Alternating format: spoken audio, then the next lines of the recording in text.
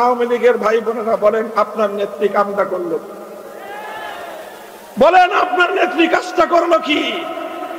তিনি 5ই আগস্ট দুপুর বেলায় 12 পদের আইটেম দিয়ে দুপুরের লাঞ্চের আয়োজন করেছিলেন। গণভবনে যারা গিয়েছেন প্রত্যক্ষদর্শীদের কাছে শুনেছি। এরপরে যখন শুনলেন যে না, লাঞ্চটা আর এদেশে করা হবে না, বরং তার প্রভুর দেশে গিয়ে তাকে লাঞ্চ করতে হবে, তিনি 2 ছেলে মেয়ে তো আগেই দেশের বাইরে পাচার করেছেন।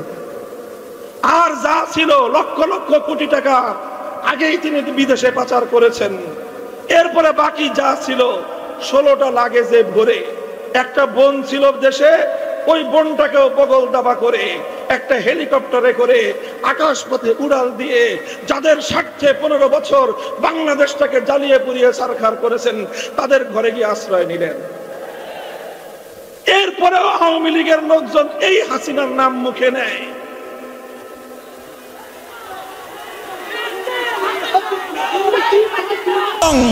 বাংলাদেশের এই মাটির 1000 বছরের ইতিহাসে সেই গৌর গোবিন্দ একবার শাহজালালের দাবরানি খেয়ে পালিয়েছিল, আর সেই শত শত বছর পরে 2024 সালে বাংলার তাওহীদি জনতার দাবরানি খেয়ে শেখ হাসিনা আবার বাংলার মাটি ছেড়ে পালিয়ে গেছে। শেখ হাসিনা বর্তমানে সারা পৃথিবীর সকল স্বৈর শাসকদের জন্য একটি কলঙ্কের দাগ এঁকে দিয়েছে। শেখ হাসিনা চেয়েছিল বিভাজনের রাজনীতি করতে, ডিভাইড অ্যান্ড রুল, মুক্তিযুদ্ধের চেতনাকে ব্যবসার পুঁজি হিসেবে ব্যবহার করে গোটা বাংলার মানুষকে বিভক্ত করে রেখেছিল। শান্তির পথ সে তো একটাই, সে পথে ইসলামায় ছুটে আয়। আওয়ামী লীগের কোন লোকজন যদি আমার বক্তব্য শুনে থাকেন, ঠান্ডা মাথায় চিন্তা করবেন, একটু বিবেক দিয়ে চিন্তা করবেন। আপনারা ওই শেখ হাসিনার জন্য মায়া কান্না করেন, আপনাদের নিজের বিবেকের উপরই আপনাদের নিজেদের লজ্জা পাওয়া উচিত। বাংলাদেশে জনগণের আন্দোলনের সামনে ক্ষমতা ত্যাগ করার নজির অনেক রয়েছে। 1990 সালে জেনারেল হোসেন মোহাম্মদ এরশাদ সাহেব ক্ষমতার মসনদ ত্যাগ করেছেন। কথা বলেন ঠিক না বেঠিক? কি করেছেন তিনি? ক্ষমতার মসনদ ত্যাগ করে দেশ ছেড়ে পালিয়ে গেছেন। এরশাদ সাহেব তার রাজনৈতিক দলের নেতা কর্মীদেরকে এতিম করে পালিয়ে যাননি, দেশ ছেড়ে পালিয়ে যাননি। সাহসিকতার সাথে তিনি কারারুদ্ধ হয়েছেন, 5 বছর জেল খেটেছেন। এরপরও তার অনুসারীদেরকে তিনি এভাবে অসহায় অবস্থায় রেখে পালিয়ে যাননি। 1996 সালে 2006 সালে বেগম খালেদা জিয়াও বিরোধী মত এবং পথের আন্দোলনের কারণে ক্ষমতা ছাড়তে বাধ্য হয়েছেন। কি করেছেন? ক্ষমতা ছেড়ে দেশ ছেড়ে পালিয়েছেন। বরং তিনি 80 পর এই বয়সে অনেক রোগ বালাই মোকাবেলা করে বছরের পর বছর কারাগারের অন্ধকার প্রকোষ্ঠে মৃত্যুর প্রহর গুনেছেন। কিন্তু দলীয় নেতা কর্মী দেশবাসীকে ছেড়ে, দেশের মাটি ছেড়ে অন্য কোথাও পালিয়ে যাননি। আওয়ামী লীগের ভাই বোনেরা বলেন, আপনার নেত্রী কামটা করলো, বলেন আপনার নেত্রী কাজটা করলো কি?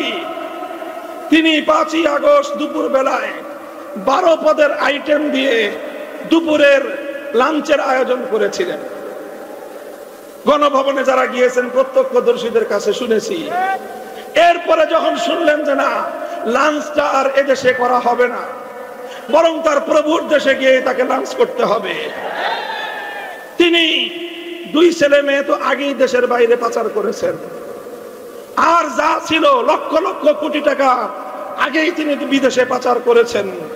এরপরে বাকি যা ছিল 16টা লাগেজে ভরে একটা বোন ছিল দেশে, ওই বোনটাকেও বগল দাবা করে একটা হেলিকপ্টারে করে আকাশপথে উড়াল দিয়ে যাদের স্বার্থে 15 বছর বাংলাদেশটাকে জ্বালিয়ে পুড়িয়ে ছারখার করেছেন, তাদের ঘরে গিয়ে আশ্রয় নিলেন। এরপরেও আওয়ামী লীগের লোকজন এই হাসিনার নাম মুখে নেয়।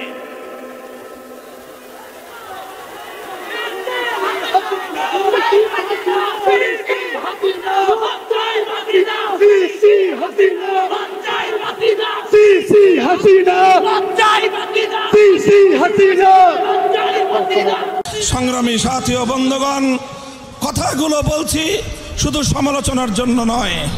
শেখ হাসিনা বলেছিলেন এই 5ই আগস্টের কয়েকদিন আগে শেখ হাসিনা পালায় না, বলেছিলেন। আজকে বাংলার মানুষের কাছে, বীর চট্টলার জনতার কাছে আমি জিজ্ঞাসা করতে চাই, শেখ হাসিনা পালায় না পালায় না? বরং বাংলাদেশের এই মাটির 1000 বছরের ইতিহাসে সেই গৌর গোবিন্দ একবার শাহজালালের দাবরানি খেয়ে পালিয়েছিল, আর সেই শত শত বছর পরে 2024 সালে বাংলার তাওহীদি জনতার দাবরানি খেয়ে শেখ হাসিনা আবার বাংলার মাটি ছেড়ে পালিয়ে গেছে। শেখ হাসিনা বর্তমানে সারা পৃথিবীর সকল স্বৈর শাসকদের জন্য একটি কলঙ্কের দাগ এঁকে দিয়েছে।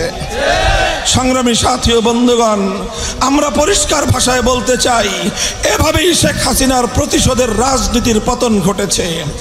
শেখ হাসিনা চেয়েছিল বিভাজনের রাজনীতি করতে, ডিভাইড অ্যান্ড রুল, মুক্তিযুদ্ধের চেতনাকে ব্যবসার পুঁজি হিসেবে ব্যবহার করে গোটা বাংলার মানুষকে বিভক্ত করে রেখেছিল। এমনকি যখন আমার দেশের ছাত্র জনতা অধিকারের জন্য রাজপথে নামলো, বৈষম্যের বিরুদ্ধে স্লোগান তুললো, শেখ হাসিনা কি করলেন? সকল ছাত্র জনতাকে গালি দিলেন, বিদ্রুপ করলেন রাজাকারের বাচ্চা বলে। আমার 4 কোটি ছাত্ররা, আমাদের ছাত্র সন্তানেরা বলল, অধিকার চাইলে যদি রাজাকার হতে হয়, বৈষম্যের বিরুদ্ধে কথা বললে যদি রাজাকার হতে হয়, দেশকে উন্নয়নের শপথ নিলে যদি রাজাকার হতে হয়, বাংলার প্রতিটি শিক্ষাঙ্গন থেকে রাতের অন্ধকারে স্লোগান উঠেছিল, আমি কে তুমি কে।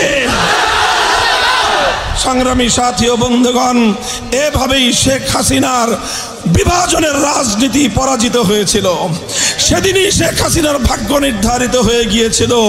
শেখ হাসিনার প্রতিশোধের রাজনীতিও চলবে না, বিভাজনের রাজনীতিও চলবে না, শেখ হাসিনার রাজনীতিও বাংলার মাটিতে চলবে না, আওয়ামী লীগের রাজনীতিও বাংলার মাটিতে চলবে না। আমি অন্তর্বর্তীকালীন সরকারকে ধন্যবাদ জানাই। সন্ত্রাসী সংগঠন হিসেবে ছাত্রলীগকে নিষিদ্ধ করে ঐতিহাসিক সিদ্ধান্ত নিয়েছে। জোর দাবি জানাতে চাই, ছাত্রলীগের চেয়ে অনেক বেশি সন্ত্রাস করেছে যুবলীগ, তার চেয়েও কয়েক গুণ বেশি সন্ত্রাস করেছে আওয়ামী লীগ। যে কারণে ছাত্রলীগ নিষিদ্ধ হয়েছে, যুবলীগ নিষিদ্ধ হতে হবে, হাতুড়ি লীগ নিষিদ্ধ হতে হবে, হেলমেট লীগ নিষিদ্ধ হতে হবে। আওয়ামী লীগের রাজনীতি করবার শাহজালালের বাংলায় কোনো অধিকার নাই, কোনো অধিকার নাই।